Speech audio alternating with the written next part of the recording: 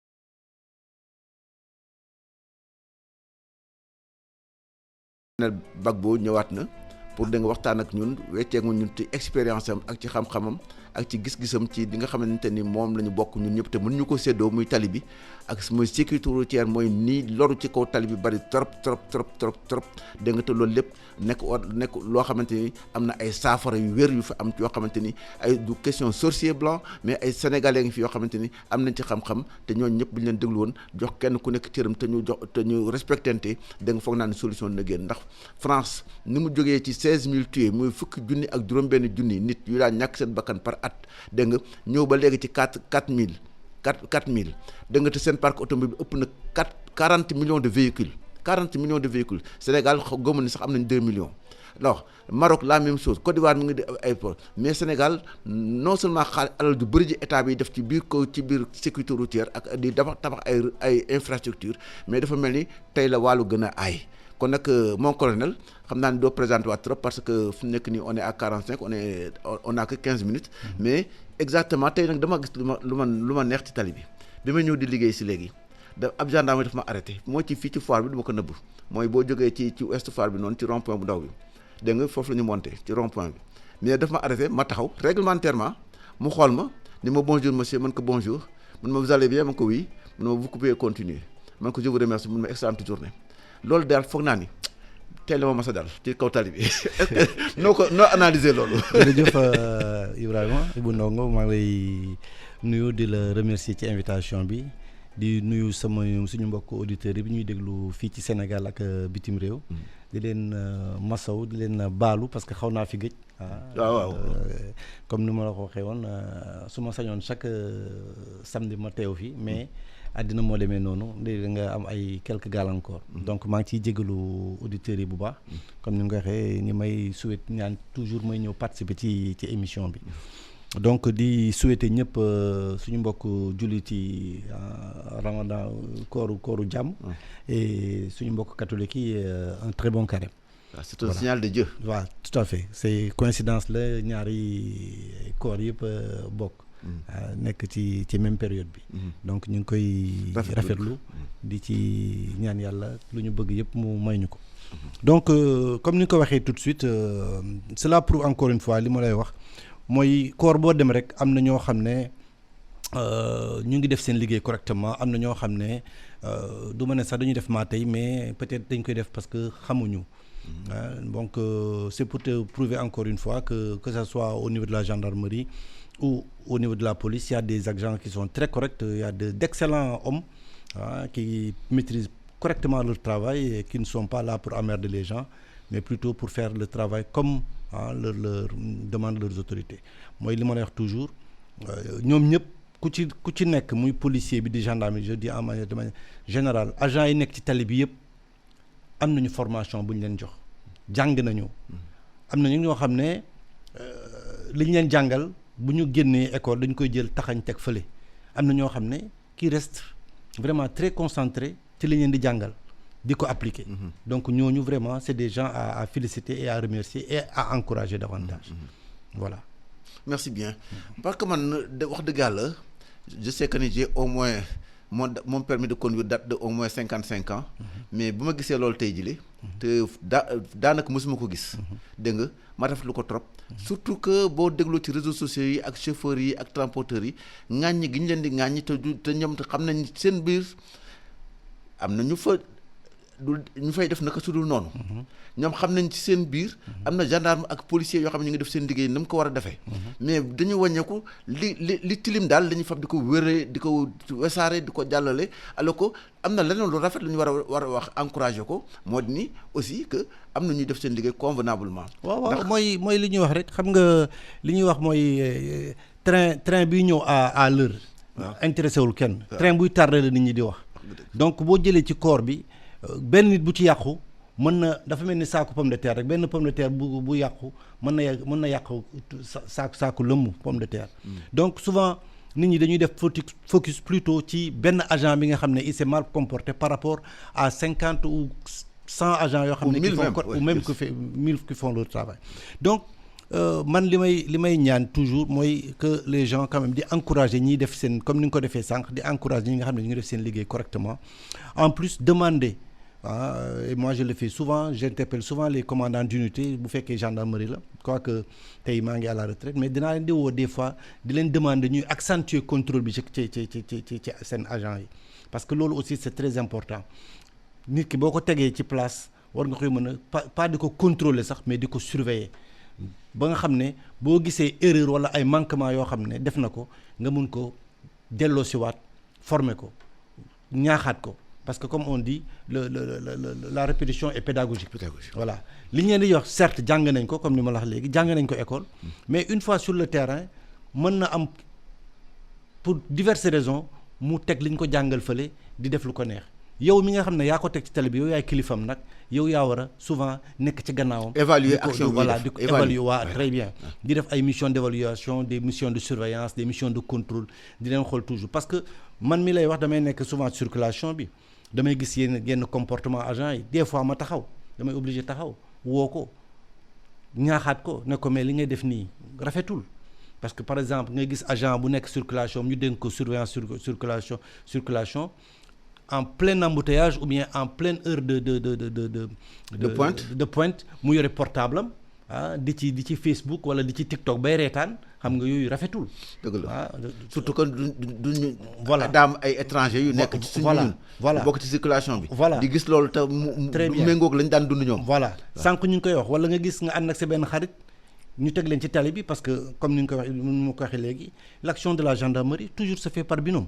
ñaar boo gis oui parce que mission gendarmerie moo demee noonu. ok jamais ñu bàyyi gendarme moom kenn mu dem.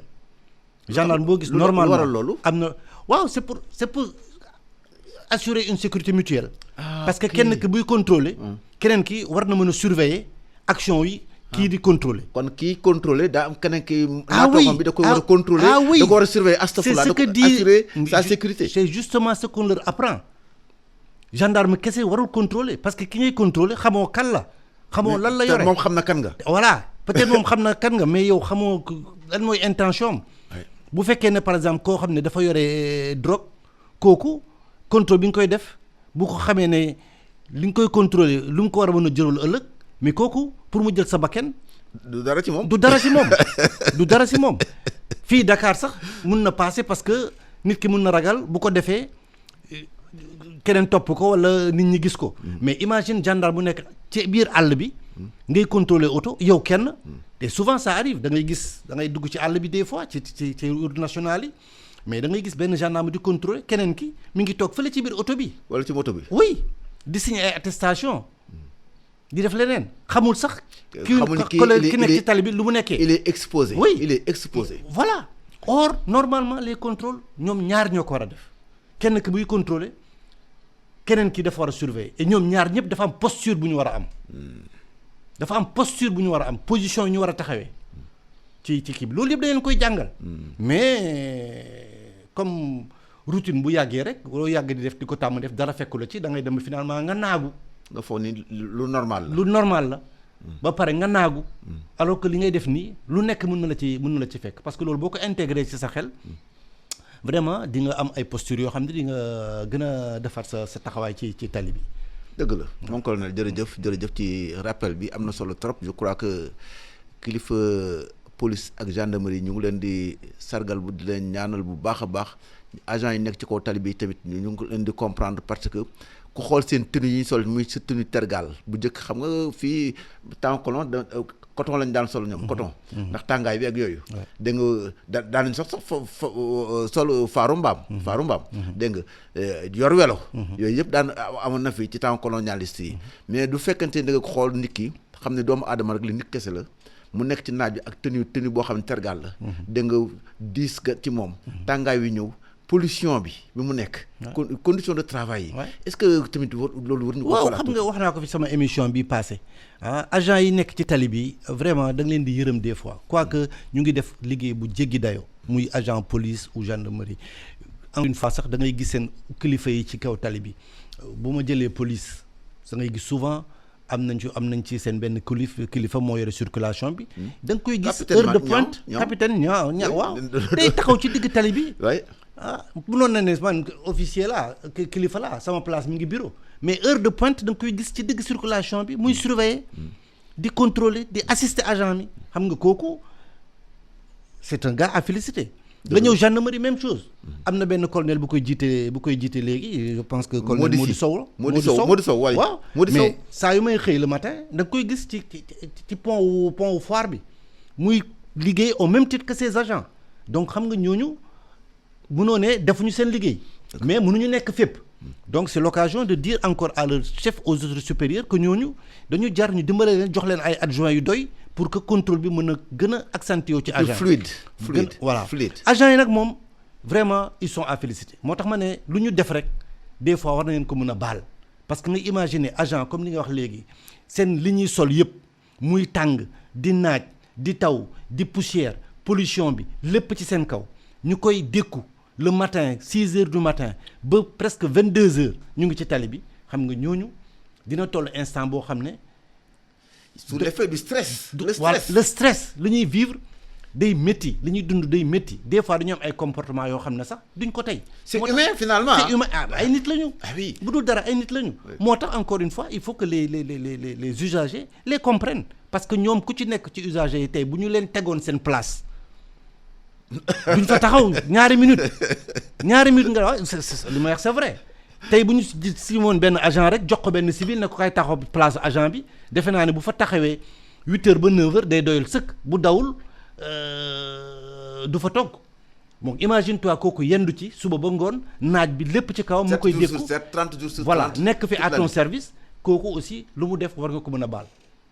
donc voilà vraiment man li may wax ci aspect boobu que ñuy dimbalante agent bi nekku ci tali bi pour nekk un emmerdeur par rapport à l'usager il est là pour faciliter et sécuriser encore la route il faudrait que usager bi comprendre ko noonu ak jox ko cër bi mu war a am voilà jox ko cër bi mu war a am bu fekkee nag ne dem na ba agent bi am na comportement boo xam ne à son égard neexu ko war na mën a waxtaan ak moom delloo siwaat xelam ñu waxtaan juboo man souvent damay intervenir si nit bu defee njumte ci circulation bi demander intervention mais bu lu ma lay njëkk laaj mooy naka nga comporté wu vis-à-vis de l'agent mbaa tooñuloo voilà boo ne man de sama yaram tàng na wax naa ko li ma ne ko vraiment demal nga baalu ko waaw man duma ci dugg parce que foofu lay commencer mais boo ñëwee agent bi arrêté la même boo nekk ci dëgg sax defal lim la laaj boo paree ngeen expliquante parce que agent yi ci tali bi ay nit lañu du ñu ay bant boo expliquer en général dina kii boo tooñee commencer par maa ngi jéggalu xaw ma woon waxuma nag boo defee maa tey moom jéggalu moom amu fa mais bu fekkee ne loo xam ne xamuloo ko wala nga def ko par inadvertance mooy maanaam loo xam ne teyuloo ko mais demal ci agent bi noo mënti toll sa dayo nu mënti toll ak noo mënti am demal ci moom jéggalu ko ne ko maa ngi baalu te nag loolu aussi boo koy def dafa am temps boo koy def parce que nit ki bu nekk ci tali bi nekk en pleine action yaramam tàng nga ñëw bugg a taxaw ci kanamam pendant que mi ngi liggéey mais kooku entrave la de. oui mën na la jànni.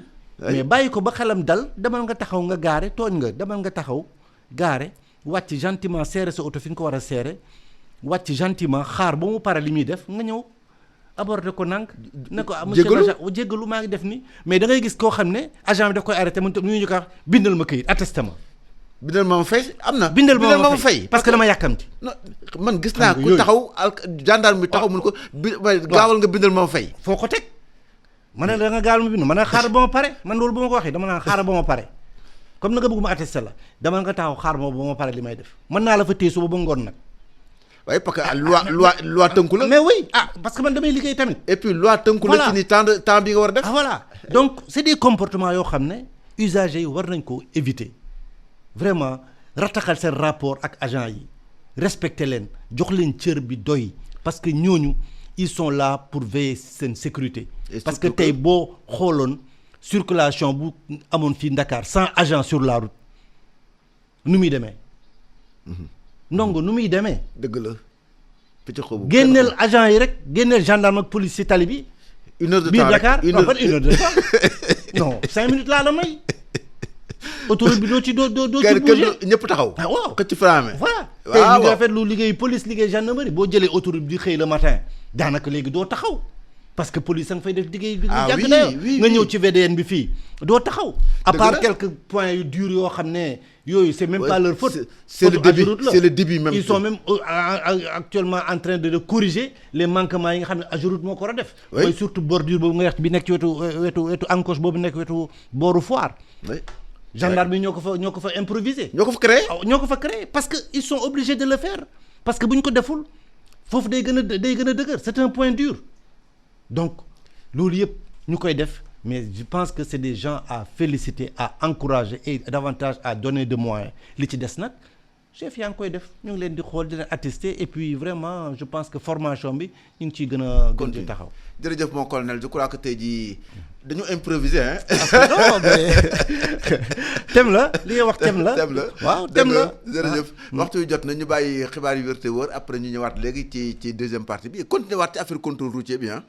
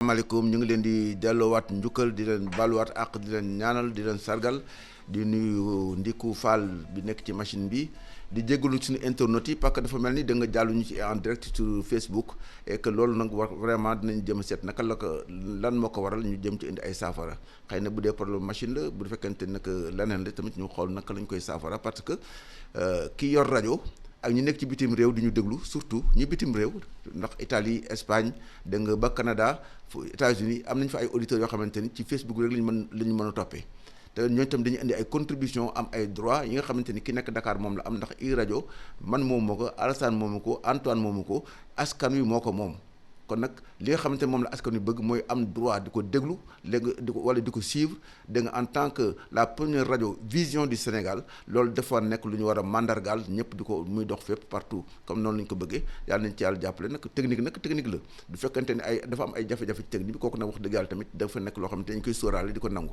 wante nag dinañ exiger à ce que émission bi di jaar ni mu daan jaaree ak ni mu war a jaaree kooku moom incha allahu rabbi jërë ngeen jëf léegi mon colonel ñu dellu soit ci émission bi continuer dégg nga parce que sànq yaa ngi ko doon wax dégg nga le colonel Mody que je connais bien parce que maa ngi ko xam bi mu nekk di sous-lieutenant waaw à Mbao laa ko xam c'est quelqu'un boo xamante ni non seulement que dafa nekkoon officier la woon mais dafa dem bindu jiwaat ci école jàngiwaat transport logistique dégg nga bonifié wu bokkul ak li mu jàng ci école sénégalaise ak à l'étranger dégg nga pour tey jii yàlla def mu nekk colonel yor compagnie de de surveillance bi dégg nga xamante ni li tàmbalee ci région de Dakar yëpp presque circulation bi ci ginnaaw yàlla ci loxoom la nekk ak sécurité routière bi kon mënees naa wax ni kooku am na ci xam-xam dégg nga ministre bi tamit man yaa ngi may wax léegi nii yaa ngi ko doon suivre mais yaa ngi évaluer aussi li muy def parce que ay citoyens lañu am nañu droit apprécier duñu xas kenn nag duñu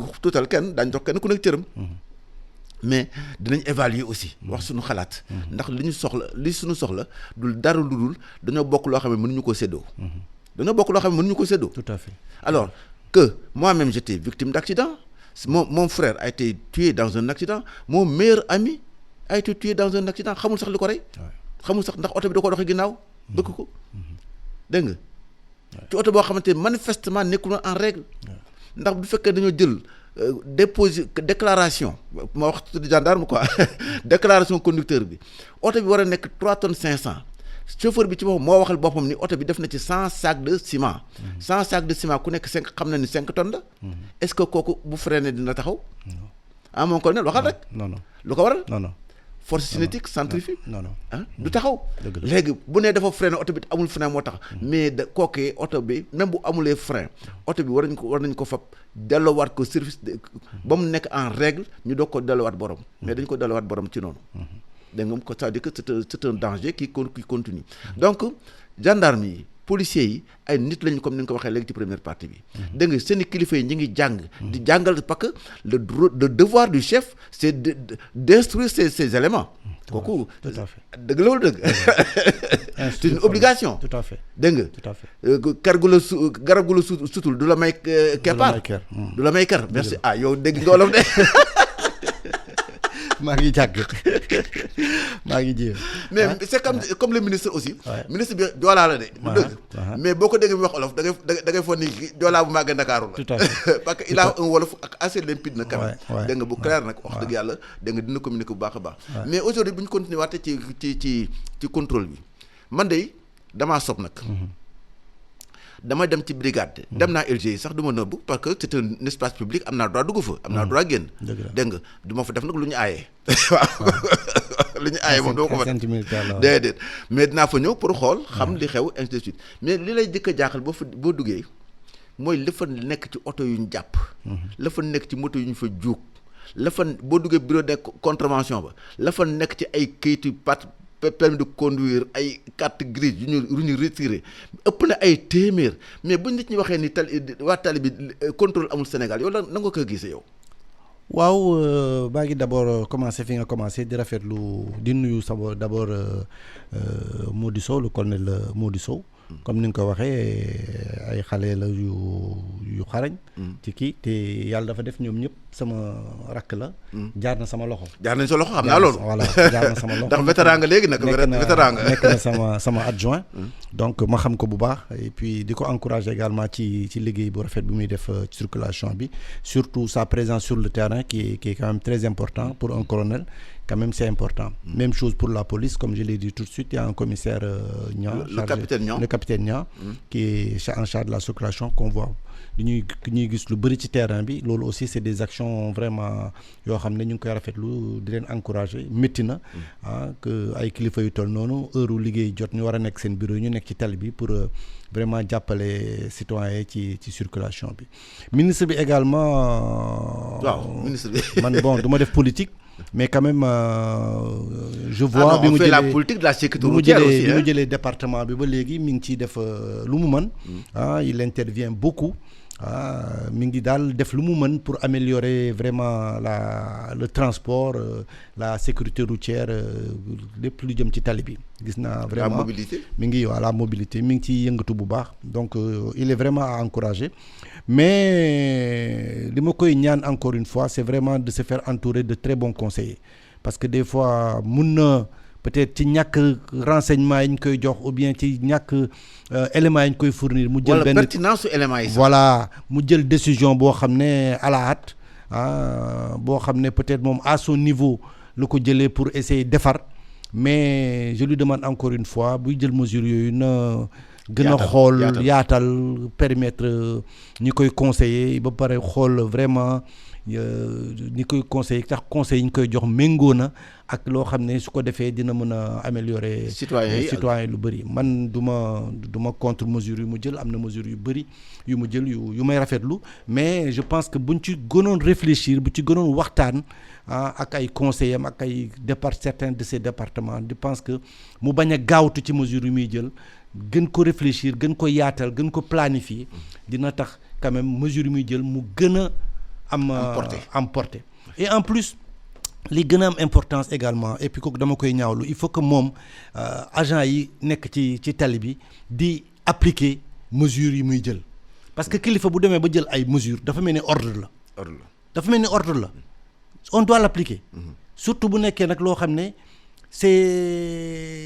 c'est une mesure arrêté la muy arrêté di décret loolu c'est ay ordre la parce que man mënuma gëm président de la république joxe génnee décret boo xam ne loi la sa valeur loi la am ministre génne arrêté mesure boo xam ne valeur loi la que nit ñi di ko jéggi wala agent yi toog di ko xool ni ñu koy appliquer di nga war a xam ne ñoo ko war a cesser appliquer règlement boobu autorité bi génnee ñu taxaw nii di ko xool maa ngi rappelé waat encore une fois mesure bi ñu jëloon ci charrette yi fan la toll zéro application mais loolu du affaire ministre bi du affaire président de la République affaire agent yi nekk ci tali bi nga xam ne ñoom la ñu jox kayit yi pour ñu appliquer faire respecter la loi donc aussi foofu aussi il faut que ministre bi wax ak ay département am wax ak agent yi seeni kilifa parce que mesure bu ko jëlee il faut que nit ñi di ko appliquer parce que bu ko deful dafay mel ni dañuy défier autorité bi mooy li nga wax ñun faalewuñu ko lu ñu neex la ñuy def te loolu du yoon agent yi nekk ci tali bi ñoom ñoo war a dëggal mesure yu ministre bi jël parce que kilifa la daf leen jox ordre dañ ko war a appliquer waruñu sax dekk di xool jeexi jaaxa ndax ak seen kii non nañ ko appliquer ba pare buñ koy defaraat ñu defaraat ko luñ ciy defar ñu defar ko mais waruñu xool ndax lii arrangé na ma Samba lii neexul ma Demba wala lii buñ ko defee ñi dañuy dem grève non autorité la kilifa la jël na mesure bi yow lañ ko jox pour nga appliquer ko jërëjëf man loolu mooy sama gis-gis du ma si sax nekk di mooy li nekk sax parce que man c'est tout mesures yi mu jël oui dégg nga amoon na ay 10 mesures yu ñu fi jëloon en 2017 oui am na 23 yu ñu fi jëloon en 2023 oui mais yooyu yëpp bu ci nekk tey jii benn rek mu lañ ci wax ne moom la ñu appliqué mooy interdiction de circuler entre minuit et 5 heures du matin mais mon colonel wax dëgg yàlla man Ibrahima Ndongo oui car rapide laa mën a jël wala Ndiaga Ndiaye wala bus wala war gaynde wala lu mën di doon ndax sama budget sama poste foofu la nekk wala maa ko choisir dëgg la mais naka lañ ma bëggee jël bus ñun ma minuit ba 5 heures du matin doo dem alors que boo yore yow oto wala nga dugg ci war gaynde wala nga dugg ci leneen mën nga circuler à tout moment est-ce que loolu sur le plan de la constitutionnalité même est-ce que nag sénégalais yi dafa am ñaari façon sénégalais parce que nag wax dëgg yàlla war nañu évaluer comme ni nga ko waxee tout à l'heure mesure boobu est-ce que jur na dara xam nga mesure boobu maa ngi koy rappelé wu bu baax bi ñu koy jël mooy période bi bus yi doon def accident yi ci guddi gi merci beaucoup après 6 kilos voilà je pense que amoon na benn portée mais comme ni nga wax mesure boo ko jëlee donc évaluer boo demee ba ci cëppaandaw ba wala bu demee ba benn période war nga taxaw évoluer xool lu mu jur lan la. exact est-ce que mesure bi nga jël efficace na est-ce que laaj na ñu améliorer ko pour mu gën a efficace ou bien laaj na ñu def ko une mise à jour. wala sax ñu dindi ko. mesure boobu voilà wala bu fekkee ne efficace sul moom mën nañ ko dindi. mën nañ ko yëg teg ko de côté. mais bu fekkee ne mesure bi baax na au fil du temps war nañu xool naka lañ ko gën a améliorer. merci beaucoup donc man sama kàddu ci mbir moomu mooy lan mesure boobu bi ñu koy jël période boobu amoon na efficacité parce que boobu temps vraiment accident yi guddi yi jéggi woon na dayo gendarmerie policiers yi mënuñu woon assurer sécurité bi comme il se faut mais man je dis encore une fois c'est aux forces de sécurité d'assurer en tout temps en tout lieu à toute heure la sécurité routière waruñu mën a conformément voilà waruñu mën a jël benn catégorie auto ne yow da ngay mën nañ ko def pour un certain temps mën nañ ko def pour certaines mesures damay jël par exemple même les camions gros porteurs yi ngay gis les camions yi chargés suuf ak béton 30 tonnes. mais les transports de matières c'est dangereuses réglementé. am na arrêté préfectoral ou ministériel buy wax ne heure yi ñu war a daw. même le TMD. yooyu c'est des mesures qu'on a pris par rapport à la circulation. Les heures de pointe par exemple camions yi tout ce qui est camion et tout am na heure bu ñu war a daw. quoique mesure boobu kenn du ko appliquer. maintenant su ma dellusee ci mesure boobu nga doon wax bi ñu jëloon di tere oto yi di daw guddi amoon na njëriñ à un certain temps mais aujourd'hui bu fekkee dafa dem war a jiw ci coow war nañu mën a woo nit ñi waxtaan ak ñoom xool nu ñu koy améliorer te man foofu mën naa fa joxe sama contribution. bismillah. parce que boo jëlee un transport comme un bus qui transporte 30 à 50 personnes. ou 65. nga bëgg oto boobu daw def long trajet parce que oto yooyu boo gisee guddi la ñuy daw. Ce qu'on devrait leur... horaire yi quoi. Très bien. Ce qu'on devrait leur imposer, c'est veiller à ce que ces véhicules-là, ñu am double équipage. double équipage, 2 conducteurs. Impératif. Kooku sama contribution la sama xel la ci kii bi. Mieux, ces véhicules war nañ leen mun a bu fekkee dañu war a daw guddi leur imposer des heures. Bon fii amul mais en Europe tous les véhicules de transport public jusqu'à une certaine catégorie les camions et consorts sont équipés de disquettes parce que agent bi bu la arrêté li muy njëkk a xool mooy disquette bi nga yor pour xool ndax respecté nga vitesse bi temps de travail vitesse bi ñu la imposé ndax respecté nga durant tout son trajet est-ce que respecté nga tes temps de repos mais ñun loolu amuñu ko mais c'est des choses yoo xam ne war nañ ko mën a insérer ci auto yi parce que tey la géolocalisation mais ça permet. C'est une banalité d'ailleurs. Oui, de pouvoir suivre un véhicule à temps réel. Oto bi fu mu jaar lu muy def yëpp mën nga ko xam donc mesure boobu tey war nañ ko waxuma ñu dindi ko mais war nañ ko mën a améliorer de manière à ce que ñu ne leen bon ok da ngeen bëgg a daw guddi d'accord léegi bu ngeen bëggee daw guddi il faut que. Voici les conditions. Voici les conditions. Il faut waxtaanee ko chaque guddi chaque oto bu war a daw guddi surtout les transports.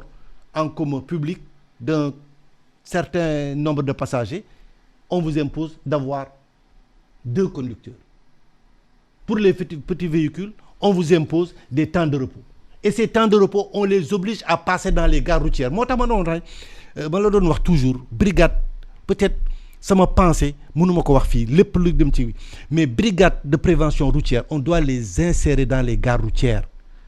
Et veiller à ce que tous les véhicules passent dans les gares routières premier contrôle bi foofu lañ ko war a def jox leen ay fiches de contrôle yoo xam ne oto bi nañu xam ban heure la jógee Dakar ban heure la dugg ci gare routière bi.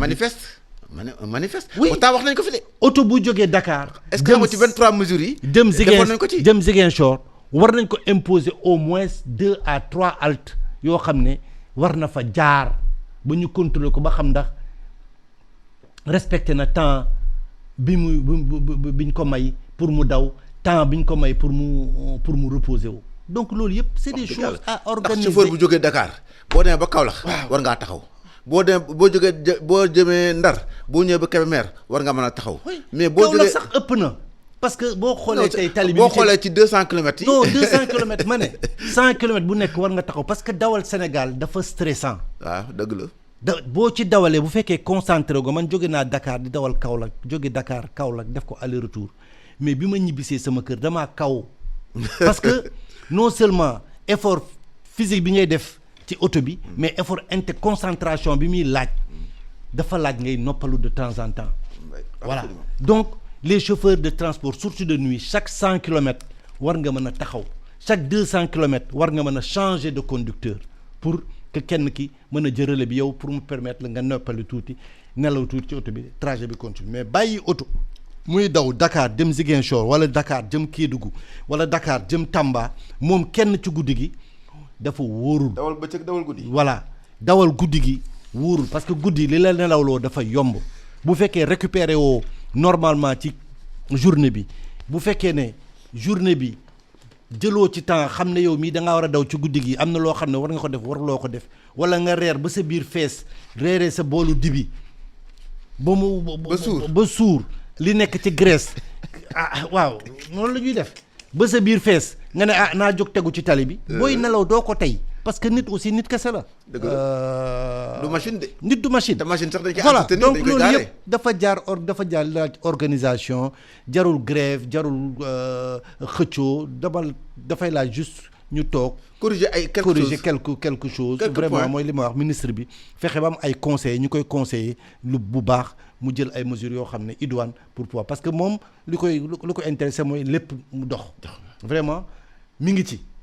mais des fois peut-être il peut être mal conseillé ou bien peut-être il peut prendre une mesure boo xam ne inappropriée par mégarde par inadvertance parce que moom tamit nit la mën na xam lépp mën voilà mais li ma koy demander mooy de temps en temps na woo vraiment ay ñi ko wër ñu koy jox ay conseils yu kii mu jël temps réfléchir ci mesures yu ñuy jël planifier ko de manière à ce que vraiment ñëpp retrouver wu ci tali bi man conseil boobu laa ko jox sinon maa ngi rafetlu bu baax liggéey bi muy def parce que il est plein de bonne volonté on le voit souvent intervenir dans la circulation nga xam ne kii li ñu ko dénk bëgg na ci def dara waaw voilà. man dëgg la kooku moom wax dëgg yàlla seetlu nañ ko nag. ndax boo xoolee buy communiquer boo defee yow jàngalekat militaire nga. boo xoolee li muy wax. xool kanam gi. da nga xam ni. qui amène sincérité. Non, il est plein de bonne volonté. Il est plein de bonne volonté. Moi, j'ai vu des ministres passer, mais vraiment, c'est un gars. Et puis, il met la main à la pâte. Voilà. Mais les gars, Sénégal, nous avons tout le monde sédo. Mais il faut que nous disions que ce soit ces conseillers, ces départements, mais aussi les agents qui sont en charge de la circulation, nous appliquons les mesures. Mais parce que c'est bien dit. Les gars, taxi yi nga xamante ne ñoo régir le transport routier ak taxi yi régir le contrôle routier ak la production des documents de transport yëpp benn ministère moo ko bind mooy ministère des transports léegi ministère de l'intérieur et des forces armées ñoom ñaar dañuy ñëw dimbali ko pour exécuter ko ndax ñoom ñoo mën a nekk ci terrain bi voilà loolu dong la mais taxi ñoom ñoo ko defar. Non, les rôles sont bien répartis. Oui. réew noonu lay doxee ku ci nekk am nga wàll boo war a dox pouvoir exécutif am na lu mu war a def pouvoir législatif am na rôle am pouvoir judiciaire am na ku ci nekk am nga wàll boo bu affaire yi doxee normalement ku ci nekk boo defee li la war je pense que affaire bi dina dox. sànq yaa ngi wax également ci mbiru contrôle dafa bëri façon. ñaata wax nga ko sànq. waxal. Circulation, il y a plusieurs types de missions dans la circulation. Parce que souvent, dañ koy jaawatle. Parce que ci biir circulation routière, pour ce qui concerne les agents, am na des missions de régulation, am na des missions de contrôle, am na mission de patrouille, am na mission de filature, am na mission d'interception de véhicules.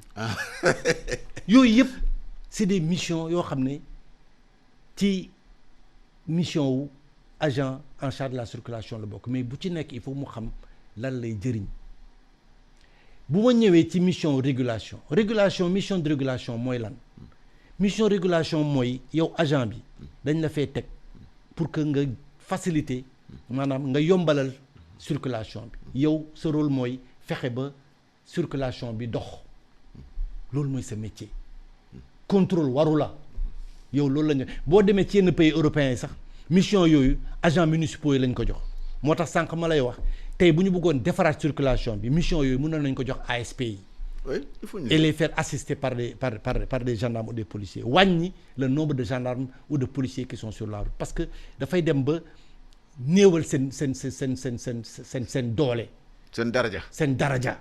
Très bien parce que des fois nga gis ñoom ay postures yu nekk ko ci tali bi waru leen mais le fait que ñuy côtoyer chaque jour circulation bi moom moo koy def. et puis nit dañ leen di miin quoi dañ leen di miin. très bien mooy li ma la wax miin boobu mooy indi wàññi seen daraja. donc mission yooyu mënoon nañ ko jox ASP les missions de régulation ñoom loolu mooy seen métier. former leen nag quoi. voilà former leen ba nga xam ne li ñuy def ñu xam ko outiller leen équiper leen loolu mooy mission de régulation bàyyi oto yi mu jàll. bu loolu weesoo mission de contrôle bi nag moom loolu ça doit être ciblé. Ciblé. Le contrôle en matière de sécurité routière doit être ciblé.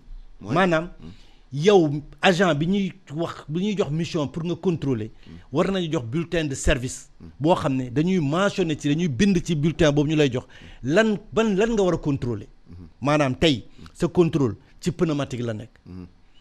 tey suba sa contrôle ci essuie-glace la nekk gannaaw suba ñu ne la sa mission ci contrôler ay feu la nekk wala ñu ne la sa mission ci document yi la nekk donc bulletin de service boobu bi lay teg foofu pour nga contrôler moom moo la war a wax ban mission nga war a def exactement lan mooy sa mission mais fii da ngay gis agent bu taxaw di la laaj ba lay laaj certificat de mariage ah mais oui parce que loolu moo ciy des parce que yaa ngi ut yow noo verbaliser nit ki kut ko kut da ngay jeex di wër. voilà wala ñu ne la nga kii contrôle de routine oui contrôle de routine d'accord mais ce contrôle de routine boobu ça doit porter sur quelque chose. Ouais.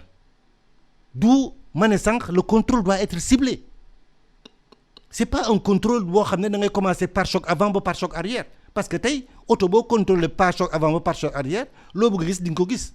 et puis dina fa yàgg.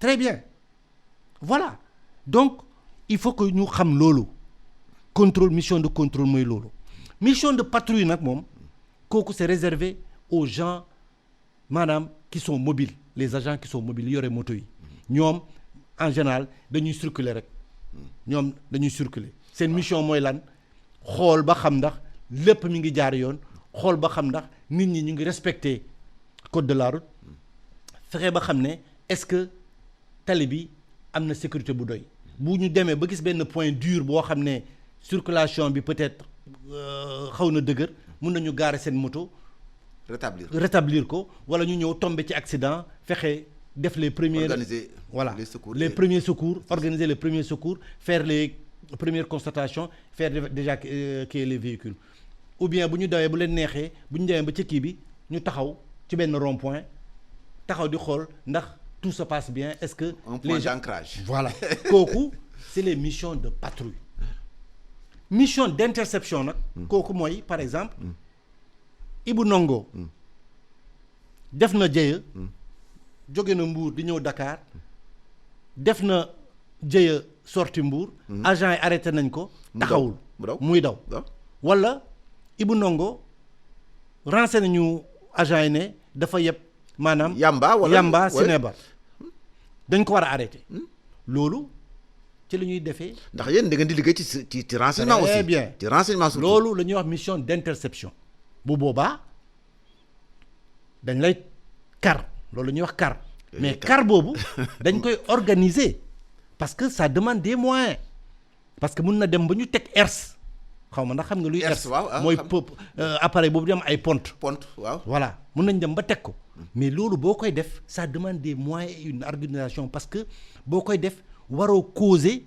insécurité pour les autres usagers des autres usagers loolu aussi dafa laaj xarañt nga xam li ngay def lan la parce que ça demande des moyens parce que ki ngay arrêté xamoo réaction am mën na am nga teg sa dispositif boobu yëpp mu nekk koo xam ne utatul dara daanaka day xaru parce que xam na ne boo ko jàppee ci kaso bi lay dee voilà xam nga kooku ku mel noonu boo koy kar il faut nga def attention pour sa bopp pour moom ak pour ñeneen ñi pour sa bopp pour moom ak pour ñeneen ñi très bien kooku mission d'interception am na mission de filature filature mooy Ibou Ndongo renseigné ñu ne yëpp na lakasu dul noonu agent douane yi contrôle nañ ko frontière mais soupçonné nañu contrôle kii bi wala jox nañu renseignement ne am na lu mu yëpp ci diggante bi ñu lay filer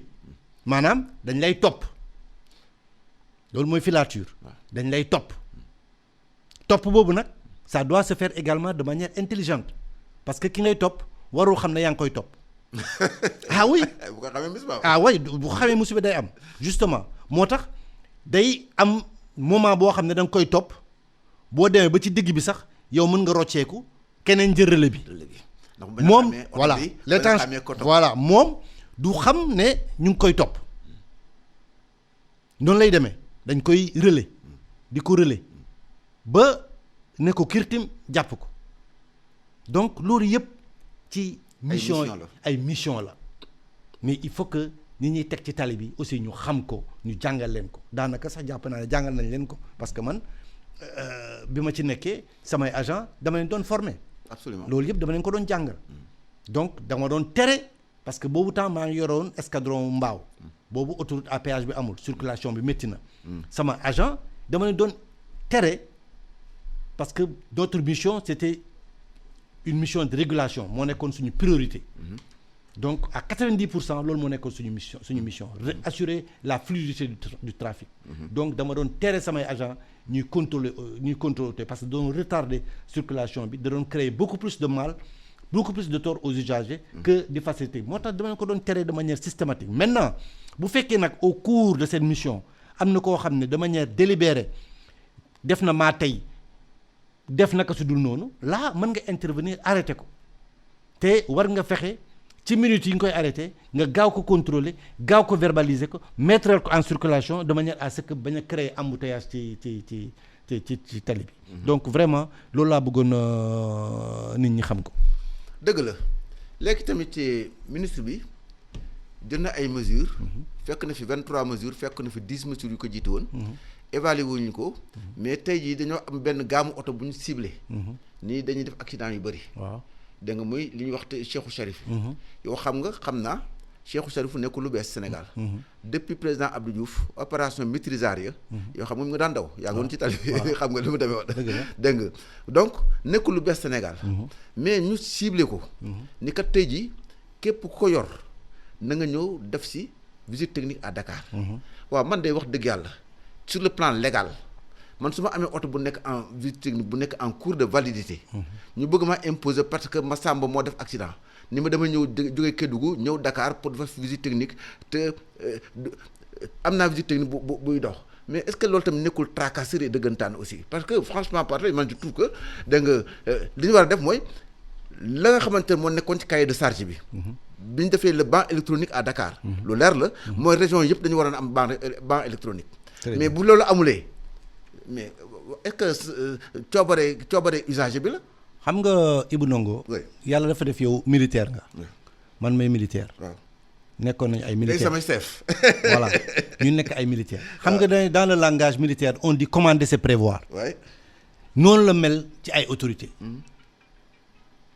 njiite c'est prévoir dëgg la boo jiitee rek da nga war a prévoir mais malheureusement dans nos pays day am phénomène buy ñëw ñu koy xool kenn du ci wax dara ba affaire bi dem ba jéggi dayoo ñu doog ci dellu si ne nañu def exemple bi ma la jox souvent mooy jakartaay man alerté woon naa depuis boobu maa ngi nekk jeune lieutenant xaw ma capitaine gis naa phénomène bi muy ñëw ma ne lii buy ñëw de bu yegsee Dakar mi ngi ci région yi mais bu yegsee Dakar dina jur musiba on doit tout faire ba pourtant yàgg na fi très bien ndax depuis Kaolack mais ça n'intéresse seen cycle mooy li ma la wax mais ça n'intéresse personne muy benn problème bu bus yi yu fi doon rey nit ñi c'était la même chose tout le monde voyait venir mais ça n'intéressait personne dañu dem ba bus yi commencé rey nit ñu doog a jóg y a un phénomène buy ñëw wax nañ ko fi barki démb mooy les deux roues électriques là maa ngi ko gis ak fee bari léegi très bien gis naa am ko am benn parking fii ci foire bi ba léegi kenn waxu ci dara ça n'intéresse personne dañuy xaar nag ba mu exploser ñu doog a jóg li nekk ci Dakar circule de façon voilà aléatoire ñooñu nag amuñu signal amuñu feu ñoo nar a nekk danger ci circulation bi parce que bu ñu jaxasoog jakarta yi ak ñaari roues yi ñu fi fekk déjà sareet yeeg pousse-pousse yi bu boobaa ñun ñu yore oto nañu gaare rek tey dox jël BRT bi wala ñuy jël kii bi parce que loolu moo ñuy arrangé dëgg la mooy li ma la wax léegi pour dellu si ci problème mu Cheikhou Chagor yi comme ni ñu koy tuddee man ce phénomène là man dama jàpp ne problème bi daanaka sax am na ci benn partie technique boo xam ne ci oto yi la te loolu ñun aussi suñu autorité am nañ ci responsabilité parce que oto yi wax nañ ko fii on a modifié leur structure. Et on a parce que modifié oto yooyu oui l'ergonomie aussi du véhicule. oui par force. oto yi c'est pas habilité à supporter des bagages. Oui. un porte-bagage man barki démb woo naa la muy tukki samedi passé bi ma woo la daje naa teeg ñaar yoo xam ne damaa dar sama gémmiñ parce que boo xoolee chargement bi ñu am daanaka ëpp na sax gabari oto bi mais oto boobu di romb ay policiers xaw ma fan la jógee ak ay gendarmes ñëw pour dugg Dakar xam nga loolu c'est un risque grave te ñu ngi koy xool oto yooyu ñu ngi daw am na fi ay Sénécar Tour pour bañ a def publicité ay sociétés yu bëri ñu ngi ko fi yore. Dakar ay transport personnel. mais mosoo leen dégg ñu def accident. est-ce que Dakar Dem Dikk AIBD. amuñu porte-bagage da koy takk en trolley. oui en trolley la koy takk ci ginnaaw. s'il le faut bu ko jaree. loolu man gis naa ko. voilà trolley da koy takk. kooku muy benn. ñaar oto yi ñaata place la war a lay wàccee. 14 lañu wax de. ñaata lay transporter. 19. kan moo ko ci yokk. administration des transports.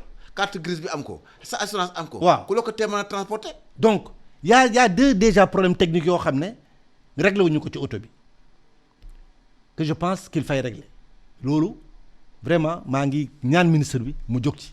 waaw mais ñu corriger. dëgg la. deuxième point bi ngay wax mooy li nga c'est le facteur humain. parce que ces véhicules là boo xoolee ni ñuy comporté wu c'est l'homme ki koy dawal la.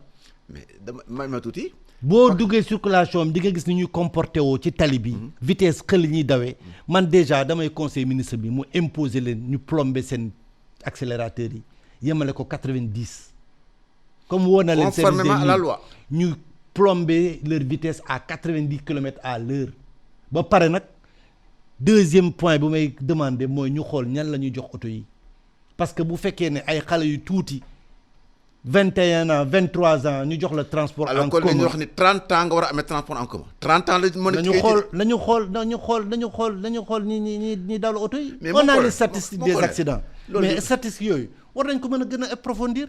war nañ ci jàngat lu bëri mais sax dañ ko génnewul. waaw non gendarmerie génne na. dama ni parce que gendarmerie dafa ñëw génne. ni 850 tués sur les routes. waaw te dégg nga 850 yooyu. waaw bi ma woowee le directeur général de l'ANASER. waaw dégg nga ànd ak yar ak teggin. waaw dégg nga je dis bien le directeur général de l'ANASER. waaw dégg nga ni ko utuma lenn lu muy uti ci yow du kaasuma yootuwuma lenn. mais dama laaj ndax est-ce que jot nga gis nga statistique gendarmerie. maa ngi kudd fil ba léegi de.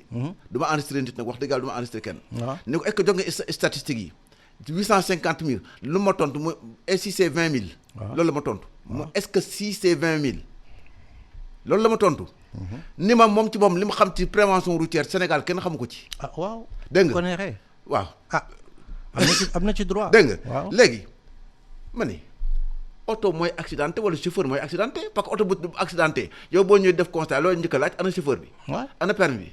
mais donc loolu nga njëkk mais oto boo ko gaaree fii wàcc ko fi ren ba déwén est-ce que dina accidenté. waaw mooy li ma wax sànq rek xam nga c'est très bien que gendarmerie génnee ay statistiques mais statistiques yooyu ñoom bu ñu ko jotee autorités yi war nañ ci jàngat lu bëri. merci war nañ ko approfondir. mais statistique loolu mooy njëriñam. voilà loolu la ñuy wax. mooy orienté donner des éclairages des faisceaux. loolu la ñuy wax analyse. des statistiques du phénomène accidentogène ou accidentogène parce que ci statistiques yooyu. war nañ ci mën a lire yu bëri ñan ñooy def accident yi. ban tranche d'âge la. quelles sont les causes réelles. est-ce que c'est technique ou c'est humain. yooyu yëpp war nañ ko fan la accident yi war a gën a bëri ban heure lay accident yi di gën a bëri lu tax parce que statistique loolu lay jëriñ c'est pas que nga nekk joxe ay chiffres wàccee ay chiffres rek. analyse bi surtout que ki la koy jox il a un conflit d'intérêt. voilà parce que da nga koo fay pour mu liggéey. voilà da nga donc un privé accident bi war nañ ko mën a kii ba pare aussi autorités yi moi je pense que nos autorités muy gendarmerie police war nañu gën a ñaax suñu gendarmerie ci procès-verbaux yi ñuy def parce que dans le procès-verbal mën na gën a édifier autorité bi sur ce qui se passe réellement. parce que wax nga ko sànq yow am nga benn mbokk bu dee ci oto boo xam ne bu waroon transporter xaw ma ñaata kilo def kii xam nga loolu ci PV bi loolu yëpp war na ko retracer war na wax exactement quelles sont les causes réelles de l'accident te loolu ci analyse u kii def PV bi la.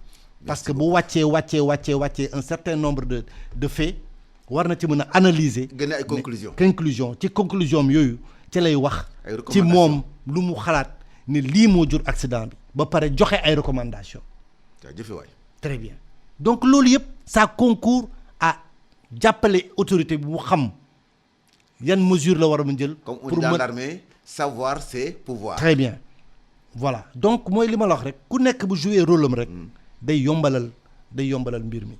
dina fexe ba vraiment li ñuy xeex insécurité bi ñuy xeex mu wàññeeku mais bu fekkee ku nekk da ngay def sa liggéey ak benn légèreté wala dañ la laaj lii fa laay yem lii lañ ma laaj rek fa laay yem. mais mon collègue, je reviens encore sur les accidents. Parce que dañoo ciblé Cheikhou Charouf yi. C'est vrai ñoom la ñu impliqué ci les accidents les plus spectaculaires. Actuellement. mooy oto bu këppu. oto bu daw ba saaraan. oto bu ainsi de suite. loolu c'est des accidents qui sont parfaitement évitables. nit ki la. mais dama ni lii dee ci deux roues moo ëpp fuuf li dee ci Cheikhou Charouf. aujourd'hui yan mesure lañ jël ci deux roues yi c'est ça le problème. parce que yow yaa ngi ko doon fii naka la vélo di nekkee taxi. mooy li ma arrêté boo xamante ni mooy li ñuy wax rek 90% arrêté bi dara baaxu ci. les mesures muy Cheikhou Chagour yi di Jakarta yi boo leen confondre ñoom ñëpp amuñu benn emprise bu ñu am ci ñoom dañ leen bàyyi rek ñuy def lu leen démb. parce que man maa ngi ci tali bi suba ak ngoon mais li may gis ci tali bi Ibou Ndongo mun naa la waatal ne. accident du fi jógee de. day gën a métti day gën a bëri. dina toll foo xam ne dox sa tànk. kenn dootu nekk en sécurité mooy gën a wóor que jël oto. mon colonel. fa la ñu jëm. parce que li ma gis muy ñëw. phénomène bi ma wax léegi mi ngi ñëw mooy borom vélo électrique yi. mooy ce qu'on appelle en France da nga les MDP. mooy les moyens de déplacement personnel. bés bu ko booy maîtriser ba ñëw ci tali bi fekk fi Jakarta yi. ñuy rey pousse yi fekk fi saret yi. waaw saret yi nekk fi.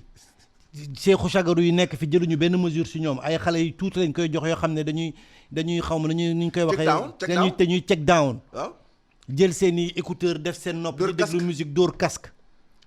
yor téléphone. kii transporté waaw. téléphone bi kii nu nga ko tuddee appareil yooyu ñuy def. waaw yi waaw dañuy téléphoné. kii airpod. jël seen airpod lonk. ba pare di wari naan dañuy wari. dañuy wari client yi waaw côté bële waa war gaynde yi nekk fa ñoom ñëpp ñu seq circulation bi Ibou Ndongo fa ñuy jëm defe naa. non nous allons vers une catastrophe et c'est dommage. comme ni nga ko waxee nag man yërëm naa trop le ministre. man de loolu mooy sama xam-xam. man de yërëm naa dëgg le ministre qui a en charge. waaw mais mais boo xoolee FERA li ñu ko jox ci xaalis. ANASER li ñu ko jox ci xaalis li état du Sénégal def ci infrastructure ci AGEROUTE mais pour ñu defar ay tali ay pont ay autopont ay lépp dégg nga mais les résultats sont vraiment nuls. waaw résultats yi zéro. non du ma ne dafa nul sax. résultats yi peut-être faible na. ndax non moo colonel. xam nga yaa ngi sa point de vue maa ngi sama bos. waaw mais xam nga mais dama ni. non xam nga lu ma gëm dañoo bëggoon. accident yi wàññeeku. dañoo bëggoon ñi loolu wàññeeku te dafa yokk. xam nga mbir mi lan la. waaw. dafa mel ni li woykat bi di wax ne. bu benn nit di gas fukk di suul. on est 18 millions de sénégalais ñaata sénégalais ñoo bokk tali bi. ñëpp ko bokk. autorités yi ñaata la ñu. ils sont infimes. gendarmes yi ñaata la ñu. policiers yi ñaata la ñu. bu fekkee da nga bëgg citoyen bu nekk nga collé ko benn gendarme. wala benn police mënul ne. donc mooy li ma wax ci ñun la. résultat yi.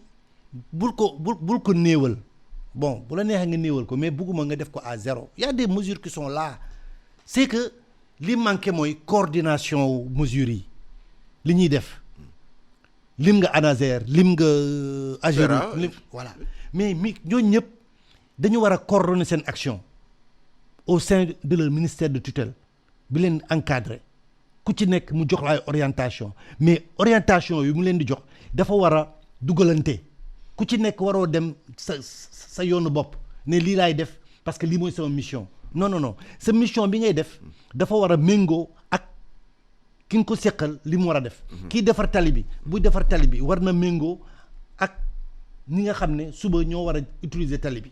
donc dafa laaj benn ils doivent agir li tubaab yi wax en parfaite synchronisation en parfaite symbiose pour que mesures yi gën a efficace mais mesures yaa ngi fi néew na bëri na efficaceul loolu la ñu war a xool mais les mesures sont là autorités yi ñu ngi koy jël mais aussi il faut que autorités yi département yi ñi confier seen mission yi ñu def ko vraiment avec pleine mesure ba pare def ko en parfaite synergie avec mais mon colonel ñu dëkk ci leen contrôle routier bi am na aspect boo xamante ni c'est fondamental xam nga ko wax nga ko mooy l'alcool au volant trafic de yamba bi ak alcool bi nekk ci biir gare routière yi ak ci station yi da nga lu ñëpp gis la appareil bii de gis nga ko mu ngi nii maa ko fi indi kii bokkul ak bi nga xamante ni bii nga xamante ni alcotest la kii day wax rek ne am nga wala amuloo laal nga wala laaluloo mais bii da lay wax exactement ñaata nga foo toll ci alcoolémie mais Sénégal actuellement mën de xaw ma ko gisuma fu ñu bind ni taux bii lañu c'est toléré wala à partir de taux bii la wala taux bi délit la wala taux bi contravention la comme ni France nekkee parce que boo nekkee ci 0,50 dañ naan jusqu'à 0,50 infraction dañ lay doo sanction boo passé boo ñëwee 0,4 boo ko passé non avant 0,50 du infraction du dara doo fay dara mais boo passé 0,50 ba 0,80 dañu ni da nga def infraction dañ lay verbaliser nga fay mais boo passé 0,80 on dit que déjà maintenant c'est un délit mais loolu wax dëgg yàlla war ngeen a jàppale nguur gi nag yéen ñii ngeen nguur gi defar taxi yi yoo xamante dëppoo na ak réew mi mon cher yéen nag wax dëgg yàlla yéen ci war a jàpp Ibou waaw problème bi fan la nekkee fan waxal man li ngay wax nii bi ma nekkee commandant circulation wax naa ko waaw ce contrôle là on doit le faire